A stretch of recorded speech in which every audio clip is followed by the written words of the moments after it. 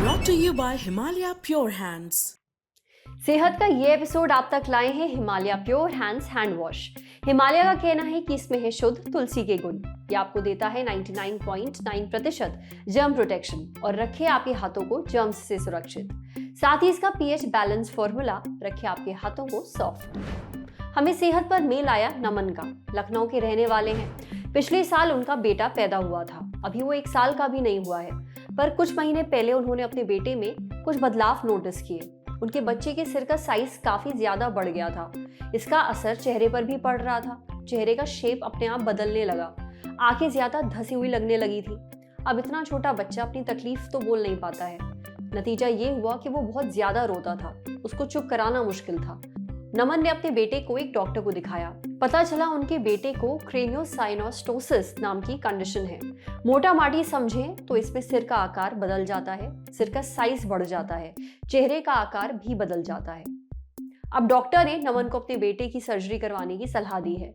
Doctor चाहते हैं कि ये सर्जरी 1 साल से पहले हो जाए, पर नमन को ये समझ में नहीं आ रहा कि वो इतने छोटे बच्चे की सर्जरी करवाएं या नहीं। वो जानना चाहते हैं कि क्या इसका कोई और इलाज है। हिंदुस्तान में हर 2500 बच्चों में से एक बच्चे को क्रेनियोसाइनोस्टोसिस होता है। तो सबसे पहले समझ लेते हैं कि बीमारी क्या है और इसके पीछे क्या कारण है। क्रेनियोसाइनोस्टोसिस एक जन्मजात बीमारी है या कभी-कभी इसका जीवन के पहले साल में पता चलता है। हमारे दिमाग में कुछ हड्डियां हैं और वो आपस में सूचर्स से जुड़ी हुई होती हैं। ये सूचर्स या जोड़ कभी-कभी समय से पहले जुड़ जाते हैं। इसकी वजह से सर का तथा चेहरे का आकार बदल जाता है तथा समरूपता यानी कि सिमेट्री खत्म हो जाती है।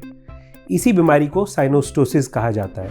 डिपेंडिंग ऑन कि कौन सा सूचर फ्यूज कर गया है समय से पहले, बीच वाला, आगे वाला, इसके ऊपर डिपेंड करते हुए इसकी क्लासिफिकेशन या कुछ टाइप्स होती हैं, जैसे कि ब्रैकीकेफेली, स्कैफोकेफेली, प्लेगियोकेफेली या ट्राइगोनोकेफेली। इसमें सर अलग अलग आकार के हो जाते हैं, जैसे कईयों में आगे से तिकोना हो जाता है या एक बोट की शेप का हो जाता है या चपटा, फ्लैटन तथा इस तरह से हो जाता है। इन सब अलग अलग आकारों के वजह से इसका अलग अलग नाम दिया जाता है। क्रेनियोसाइनोस्टोसिस बेसिकली एक जेनेटिक डिजीज है। ये जेनेटिक और फैमिलियल डिजीजेस का पार्ट होती है और इसके अलग अलग इनहेरिटेंस पैटर्न होते हैं। बल्कि जिन बच्चों में इस तरह की बीमारी पाई जाती है, हमें उनके अन्य अंगों का यानी हार्ट का, ईयर, नोज, थ्रोट या किडनीज या और पार्ट्स का जांच करके भी देखनी पड़ती है कि इनमें और कोई बीमारी है कि नहीं है इस क्रेनियोसाइनोस्टोसिस के अलावा। या तो बच्चा जब पैदा हुआ या पहले 1 साल में उस बच्चे के, जैसे मैंने पहले भी बताया, सर का तथा चेहरे का आकार बदल जाता है। चेहरे पर जो वेन्स है, स्कैल्प वेन्स बोलती हैं, वो ज़्यादा बड़ी और चमकदार हो जाती हैं। कई बार बच्चा बहुत ज़्यादा रोने लगता है, ऊंची आवाज़ में रोने लगता है। अगर दिमाग पर बहुत ज़्यादा प्रेशर पड़ रहा है तो दिमाग का प्रेशर पड़ने से बच्चे को बार बार उल्टियाँ आती हैं या बच्चे को सिर दर्द होता है, जिसकी वजह से वो बहुत ज़्यादा रोता रहता है। वो आपकी फीड्स नॉर्मली एक्सेप्ट नहीं कर पाता। कई बार बच्चा बहुत सोता हुआ सा लगता है। हमें ऐसे लगता है जैसे बच्चा ज़रूरत से ज़्यादा सो रहा है। या कभी कभी बच्चे के सर का जो सरकमफ्रेंस है वो बहुत बड़ा हो जाता है, तो आंखें धसी धसी सी नज़र आती हैं।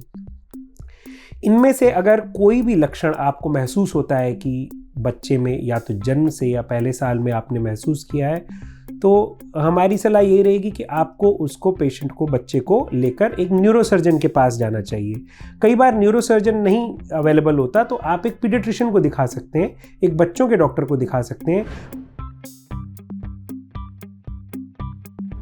बच्चों के डॉक्टर को दिखाने पे भी आपको ये अंदाज़ा लग जाएगा कि इसमें और इन्वेस्टिगेशंस की ज़रूरत है या नहीं है। आप जब डॉक्टर के पास जाते हैं तो डॉक्टर आपसे एक डिटेल्ड हिस्ट्री लेता है, जिसमें कि बच्चा कब पैदा हुआ, कितने समय की प्रेगनेंसी थी, और बच्चे के रिश्तेदारों में, जैसे कि कोई भाई बहन में या माता पिता के भाई बहन में किसी में सिमिलर तरह की बीमारी थी कि नहीं, ये पता किया जाता है। उसके अलावा हम बच्चे का एक फिजिकल एग्जामिनेशन करते हैं तथा सर का एक सरकमफ्रेंस मापते हैं, जिसमें हमें ये पता लगता है कि बच्चे का सर एक नॉर्मल रेंज में है या नहीं है। इसके अलावा कई बार न्यूरोसर्जन चाहते हैं कि एक बच्चे का 3D CT किया जाए या MRI किया जाए।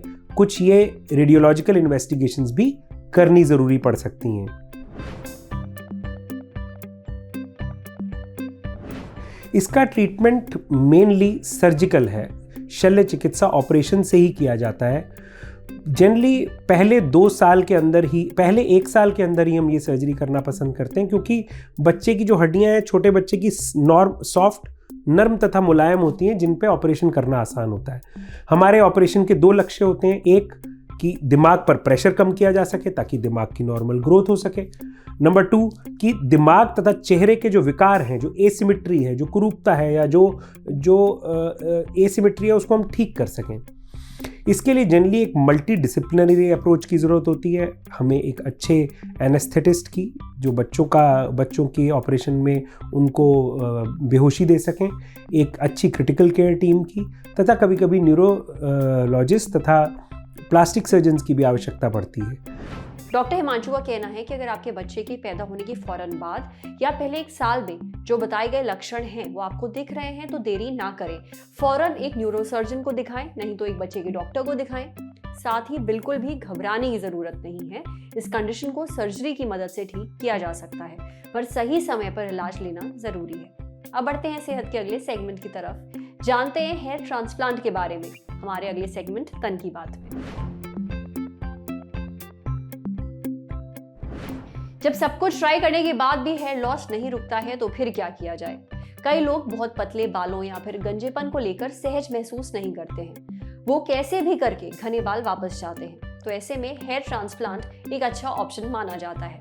अब ये हेयर ट्रांसप्लांट आखिर होता क्या है, ये हमें बताया डॉक्टर प्रदीप सेठी ने। हेयर ट्रांसप्लांट एक ऐसी टेक्निक है जिसमें जिंदा टिश्यू यानी ऊतक एक जगह से निकालकर दूसरी जगह प्लांट किए जाते हैं। सिर के पीछे और साइड के बाल जल्दी नहीं गिरते हैं, सिर के सामने और बीच के बाल जल्दी गिर सकते हैं, गंजापन हो सकता है। गंजापन जहां नहीं होता है वहां के बालों को लेकर जहां स्किन खाली होती है वहां लगाया जाता है। मकसद होता है कि खोपड़ी की स्किन भर जाए और खाली ना दिखे। अगर सिर के पीछे बाल कम होते हैं तो बाल दाढ़ी से निकाले जाते हैं। कई बार शरीर के बाकी हिस्सों से भी बाल निकाले जाते हैं, पर वो इतना असरदार नहीं होता है।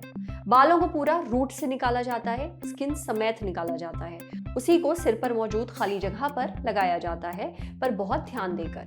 पतले बाल कहाँ जाएंगे, मोटे बाल कहाँ जाएंगे, डबल बाल कहाँ जाएंगे, इस बात को ध्यान में रखा जाता है। सामने के बाल बहुत पतले और सिंगल होते हैं, इस बात का ध्यान देना होता है कि इन बालों को निकाल कर कहाँ लगाया जाए। पीछे के बाल थोड़ा डार्क होते हैं, इसलिए देखना पड़ता है कि उन्हें कहाँ लगाया जाए। हेयर ट्रांसप्लांट बहुत प्लानिंग के साथ करना पड़ता है। 40 या फिर 60 साल में वो कैसे नेचुरल दिखेंगे, इसको भी ध्यान में रखना होता है। इस बात का ध्यान रखा जाता है कि जहां से बाल निकाले गए हैं वहां कोई साइड इफेक्ट ना हो। हेयर ट्रांसप्लांट में जो खर्च आता है वो निर्भर करता है कि आपके सिर पर गंजापन कितना ज्यादा है। जितना ज्यादा बाल ट्रांसप्लांट करने पड़ते हैं, खर्च उसी हिसाब से बढ़ जाता है। हर क्लिनिक में हेयर ट्रांसप्लांट का खर्चा अलग अलग होता है। अगर बहुत ही कम बाल लगाए जा रहे हैं तो खर्चा 60 से 70 हजार रुपए होगा। अगर बाल बहुत ज्यादा लगाए जा रहे हैं तो खर्चा 8 से 11 लाख तक हो सकता है। उम्मीद है जो लोग हेयर ट्रांसप्लांट को लेकर हमें लगातार मेल कर रहे थे, उन्हें उनके सवालों के जवाब मिल गए होंगे। अब बढ़ते हैं सेहत के आखिरी सेगमेंट की तरफ, खुराक, एक झकासी हेल्थ टिप। जानिए आंखों की अच्छी सेहत के लिए गाजर के अलावा क्या क्या खाया जा सकता है। आंखों की अच्छी रोशनी के लिए सबसे ज्यादा गाजर खाने की सलाह दी जाती है। अब गाजर विटामिन ए से भरपूर होने के नाते आंखों के लिए अच्छी भी होती है, लेकिन आई हेल्थ के लिए आप खाने में और क्या क्या चीजें शामिल कर सकते हैं, ये जानने के लिए हमने बात की डॉक्टर करुणा चतुर्वेदी से। वो बताती है कि आंखों के लिए omega 3 fatty acid, vitamin C, vitamin E, vitamin A और जिंक जैसे पोषक तत्वों वाले फूड आइटम्स खाना अच्छा होता है। इसके लिए मछली जैसे कि सामन, मेवे, बीज और दाल अपनी डाइट में शामिल करने की सलाह दी जाती है। आप अखरोट, काजू, चिया सीड्स, फ्लैक्स सीड्स, मूंगफली और दालों को अपनी डाइट में जगह दें। नींबू, संतरा, अंगूर जैसे खट्टे फल और हरी पत्तेदार सब्जियां, गाजर, शकरकंद जैसी चीजें खाएं। इसके अलावा अंडा भी आंखों के लिए फायदेमंद होता है। ये विटामिन ई और जिंक का एक अच्छा सोर्स है। आज सेहत पर इतना ही। अगर आप एक डॉक्टर हैं, हमसे कुछ शेयर करना चाहते हैं, तो जो ईमेल आईडी इस वक्त आपको अपनी स्क्रीन पर दिख रही है, उस पर हमें एक मेल भेज दीजिए। ये वीडियो फेसबुक पर देख रहे हैं तो हमारे फेसबुक पेज को लाइक करिए, यूट्यूब पर देख रहे हैं तो हमारे चैनल को सब्सक्राइब करिए, बेल आइकन पर जरूर क्लिक कर दीजिए ताकि जब भी हम कोई नया वीडियो अपलोड करें तो उसका नोटिफिकेशन आप तक सबसे पहले पहुंचे। शुक्रिया।